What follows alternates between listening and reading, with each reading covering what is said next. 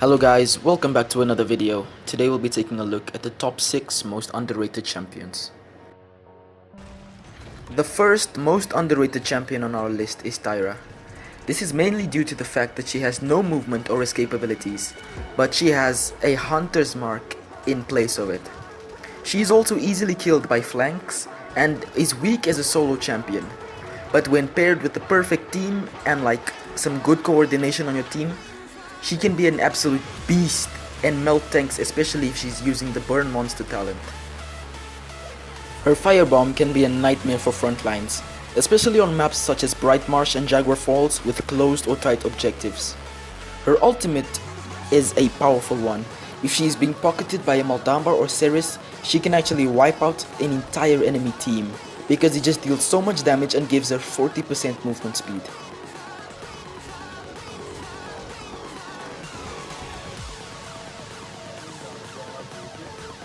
The next champion is Willow. People just call her weak because they say her damage output is not enough and people can easily escape her seedling or get out of her dead zone. But if she is being played well and properly, her seedlings can be a great zoning tool and her dead zone can absolutely shut down an enemy healer. As you can see in the video, the enemy Inara could get just 10% of the healing that she was supposed to be getting simply due to my dead zone. Her seedlings are the perfect tool for zoning enemies or capturing certain objectives.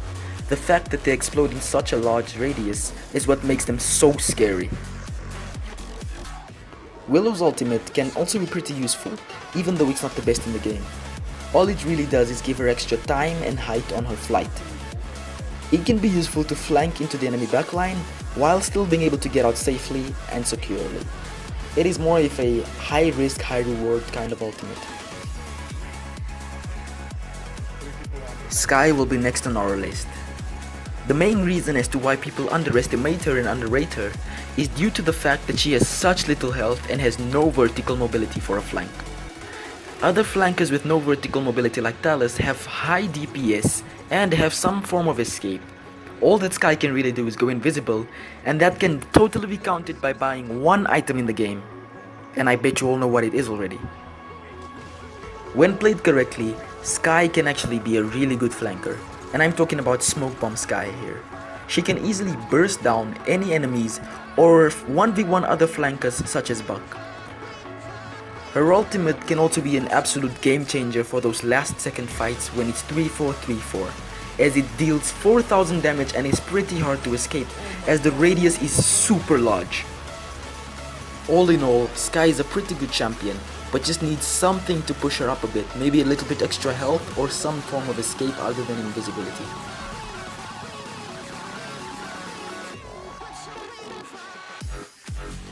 Victor will be the next one on our list. Many people view Victor as the noob or scrubby kind of champion. They think he has nothing more to offer and that he is way too basic for him to actually make a difference in a team. But they do not understand that he can actually do a lot for the team, especially when using his frag grenade talent. His ability to deal a high amount of damage to single or multiple targets is what makes him such a force to be reckoned with. His frag grenade can be thrown twice in a row, which can all add up to 1800 damage in less than a second.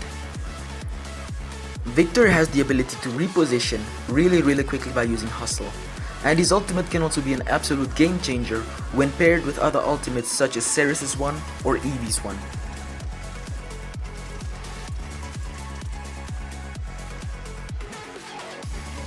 Pip is viewed in such a bad light because people do not know how to effectively play him as a support. His kit has so much to offer. First of all, his potion launcher is AoE, which means he can deal damage to multiple targets. He can also slow enemies, he has one of the greatest escape abilities in the game, which can also be used to chase down enemies, and his burst potential is amazingly high. He can heal for 4800 health in less than a second with the right cards in his loadout. When paired with a front line that has some sort of shield, Pip can be an absolute beast at healing, because he just needs to wait a few seconds for the cauterize effect to go down, and he can double heal within that short amount of time, which can burst any front line up to full health, including Inara. His ultimate is one of the best in the game, as it leaves enemies vulnerable to damage from your team for a short amount of time, and they can do nothing to stop it.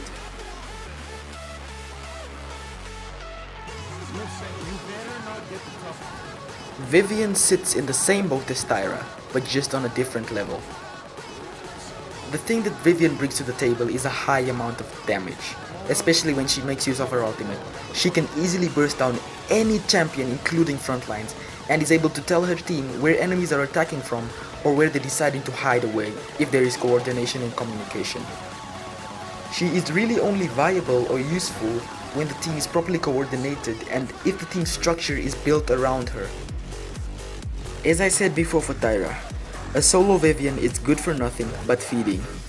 But if she is paired with good teammates that have some form of communication or coordination, she can be an absolute nightmare for frontlines.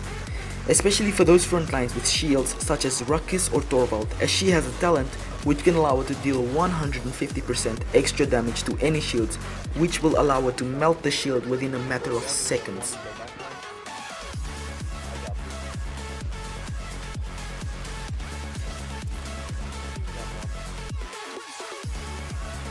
I want to thank you for watching the video and I hope you found it enjoyable or useful and informative.